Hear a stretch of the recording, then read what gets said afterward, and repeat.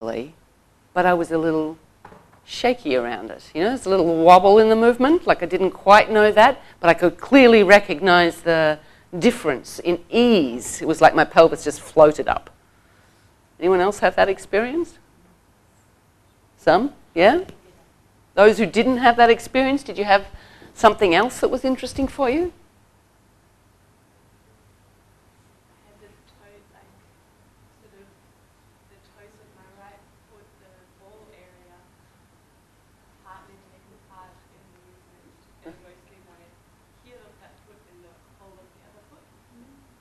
So you found the difference in how you use your feet to press. One quarter of the right foot didn't take much hard in it at all.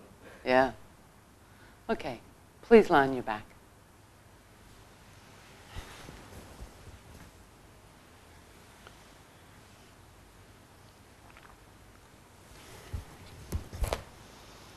How many of you did everyone get to experience who wanted to experience having someone sit on their knee and sitting on someone's knee? Did you all, mostly? How many didn't? Oh, what were you doing? Sorry, guys, what were you doing? That's all right. You obviously got interested in lots of other details. Well, maybe when we're finished you can try that, or in a break. Bend your knees. Or I'll come round and sit on everybody's knee during the ATM. It'll be, you know, I'll be checking biomechanical efficiency and all that. Bring your arms out to the sides at shoulder height. You can adjust yourself relative to your neighbours if you feel you're going to play handies.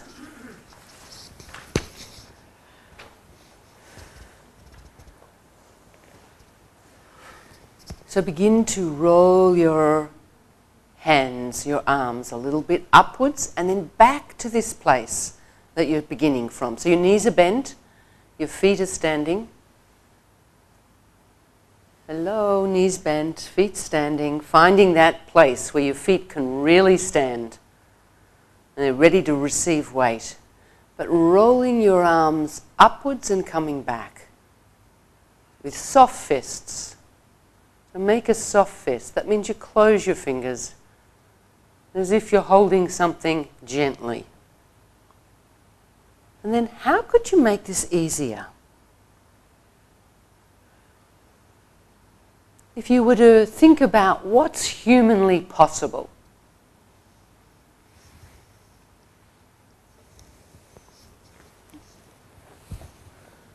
How could you use more of yourself to make this a little easier?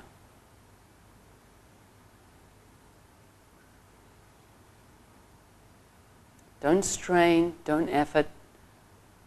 Okay. Pause. This time, as you roll your arms upwards, can you lift your pelvis a little and return? So each time you begin to roll your arms upwards, you lift your pelvis.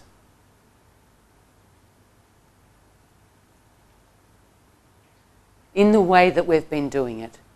So if we hadn't done that, what we'd done, I probably wouldn't just say lift your pelvis. But because you know what you can use, how you can roll your pelvis, how you can use your legs, you can now explore, as you roll your arms upwards, how does lifting the pelvis influence that? Does it?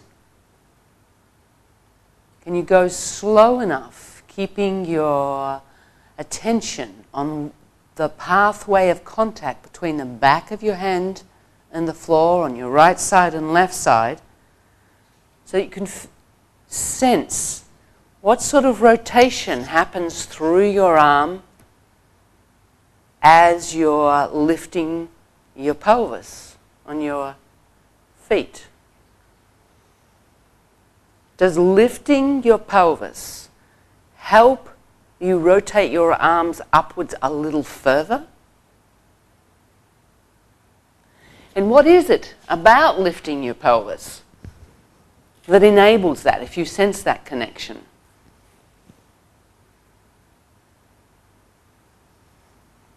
Okay. Next time your pelvis comes down, join your legs together. Knees, thighs. And roll your arms upwards again. Lift your pelvis. And notice does that enhance the rolling upwards of the arms or inhibit?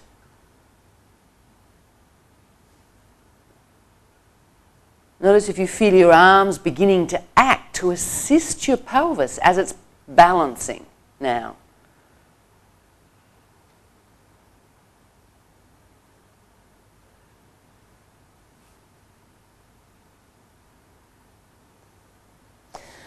So now bring your feet back to somewhere where they're standing clearly on the floor. You feel the sole of your right foot, the left foot.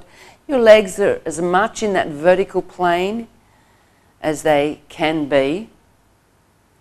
And begin to roll your arms upwards, pressing into the floor with your pelvis. Do that once, and the next time roll you bring your pelvis down, roll your arms downwards. Pause.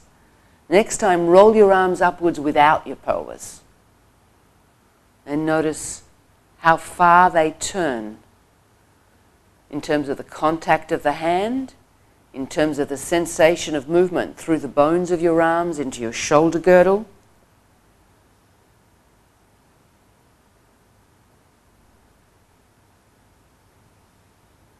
Do you have any sense that as you lift your pelvis, it changes the shape of your lower thoracic vertebra, your ribs, and that does something to your shoulder girdle, your scapula, which allows your arms, in most cases, to roll a little bit further upwards.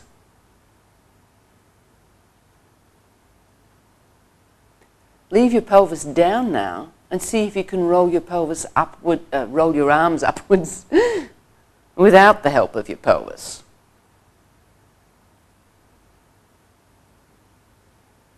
So once you've learnt to feel how the lifting of the pelvis assists what's happening through your spine, our brains are so clever that often we can find that again really quickly without the auxiliary movement or with just a few repetitions or reminders.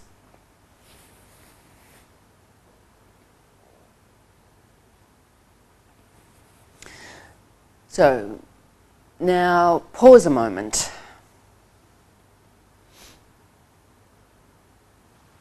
Lengthen your legs, lengthen your arms.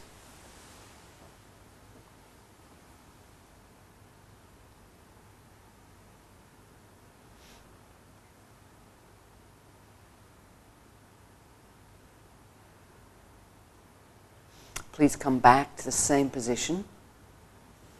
Arms out to the sides, make soft fists with your hands.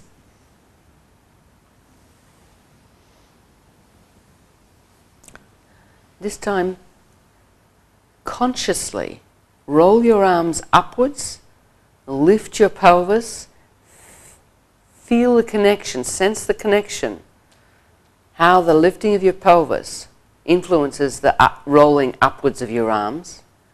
Then when you feel your arms are at the uppermost range of rolling, keep them there with your hands turned and lower your pelvis back down. And see, what would you need to do through the length of your back to enable you to keep your arms in this upward rotation? What changes in shape or organization through the length of your spine do you need to make?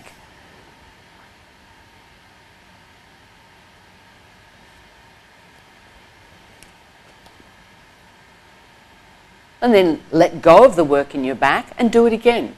So do it a couple of times. See if you can get clearer.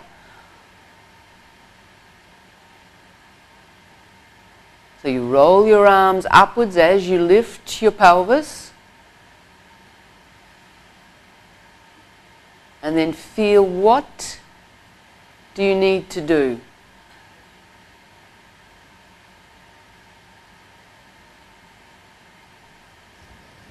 You have any sense that as you roll your arms upwards, your sternum lifts, your shoulder blades slide downwards?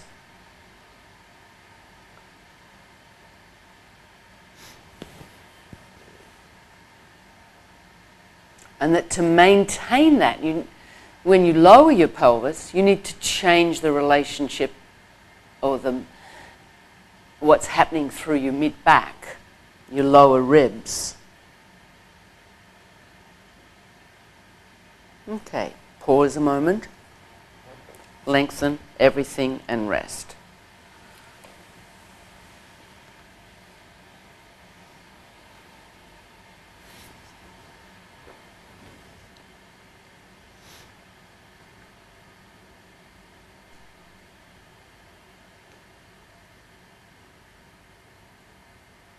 Bring your arms out shoulder height again. Bend your legs, stand your feet. Make soft fists. This time find the comfortable place for your feet. Comfortable and. So now we're looking, how can we know there's an optimal position which may or may not feel comfortable, certainly may not feel familiar. But we can make approximations in that direction if we remember to check it out. And gradually it will become more comfortable. This time roll your hands downwards and back. And just try and keep the soles of your feet on the floor. And notice, so now your thumb, so it's not sliding, if you can help it. So start at shoulder height, because it has a different influence through you. And then you feel that it's rolling, rolling. Back does not doing anything yet. Let your back be quiet. Feel how it moves through the bones of your forearm. Humerus. Shoulder girdle to go in that direction. Something has to happen here. And down.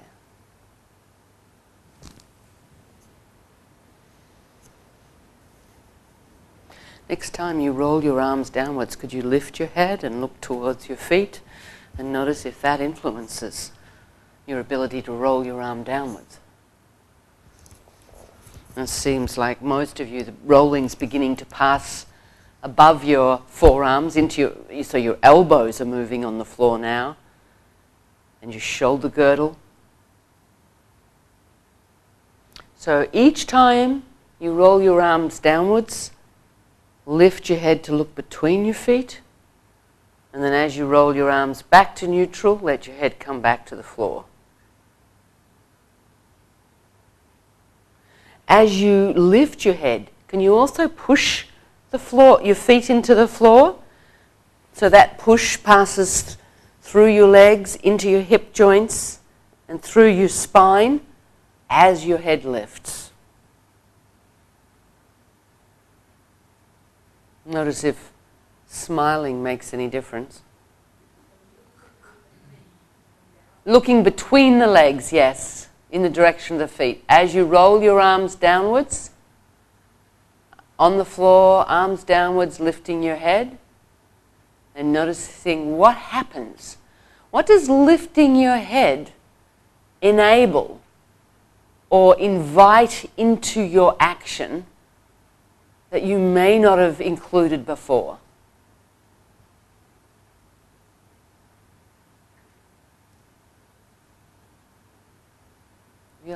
Many people now, their shoulder girdle is starting to come forwards. Their clavicle is coming forwards. So the sternum is sliding downwards. Okay, pause a moment. This is one of those movements that if you do too many times and you don't know that you're using your neck muscles, or you haven't got your abdominal muscles engaged in the action, you can be sore tomorrow.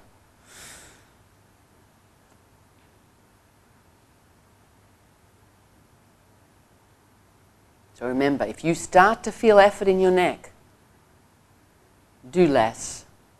Rest more frequently. Don't lift as high. Look at the options that you can, look for options that you can think of. Okay, bring your arms out to the side that's shoulder height. And begin to roll your fists. Bend your knees, stand your feet. And roll your fists, both first downwards and then upwards. Just a couple of times without your head, without your pelvis. It's not as if your elbows are beginning to lift as you roll your arms upwards.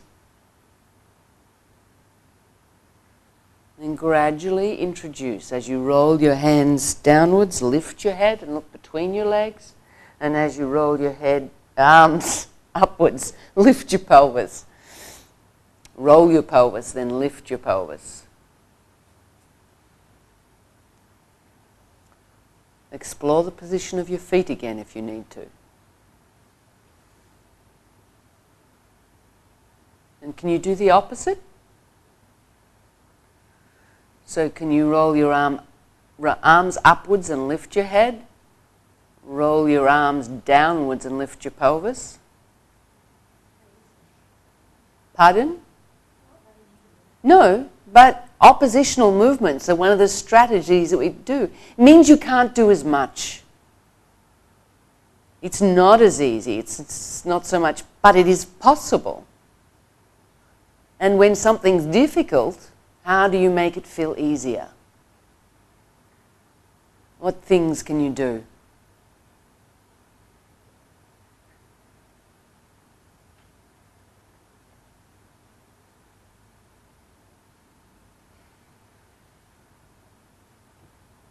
And then go back. Actually, rest a moment.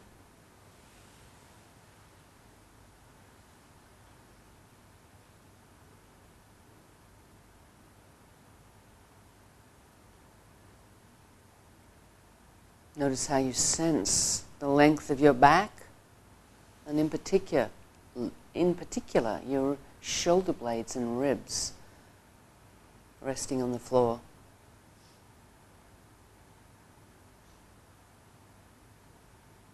And slide your legs to standing. To help, if I use a different word rather than bend your legs, stand your feet. Some association with a tone of voice or something that sends you back to the previous way of bending your legs. Bring your arms out to the side, shoulder height, make soft fists. And once more, roll your fists downwards and lift your head. Giving yourself time to listen to what's happening through your back.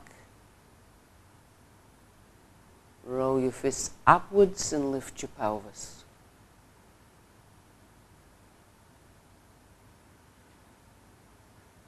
So it's roll your arms. We say fists, but really we're looking for how can the rolling of your arms with soft fists mobilize you to find coordination or sequencing that eventually becomes one action, where your chest is soft, shoulder blades are free to move around your ribs, forwards and downwards, backwards and downwards. Then leave your head on the floor, your pelvis on the floor, to see what's possible in terms of rolling your arms upwards and downwards without the auxiliary movements. Do you remember how it was for you in the beginning?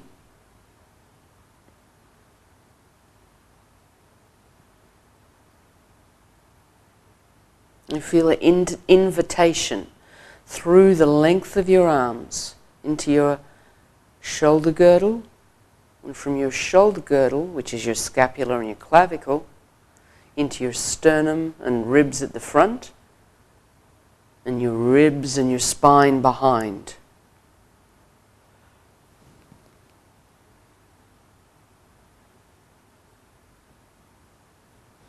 Okay. Leave it. Lengthen your legs. Rest for a moment.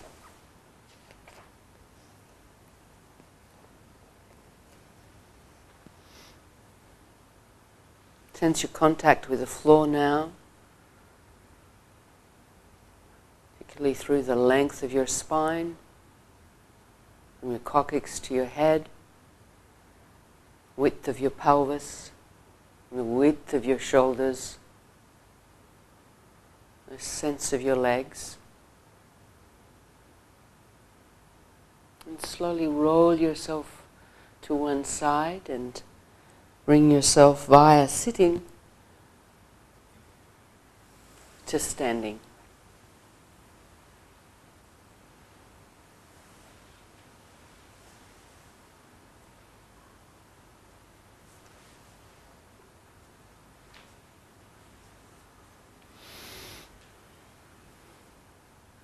Listen to how you stand now.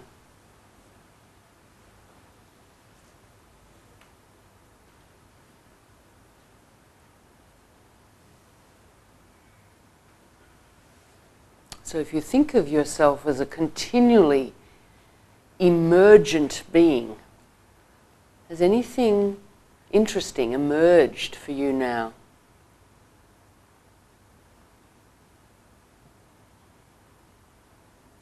In your sense of self? And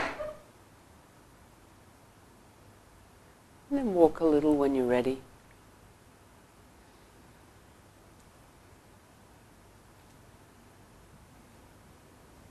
We'll just take a short break, like 5 minutes, just water out, and then come back.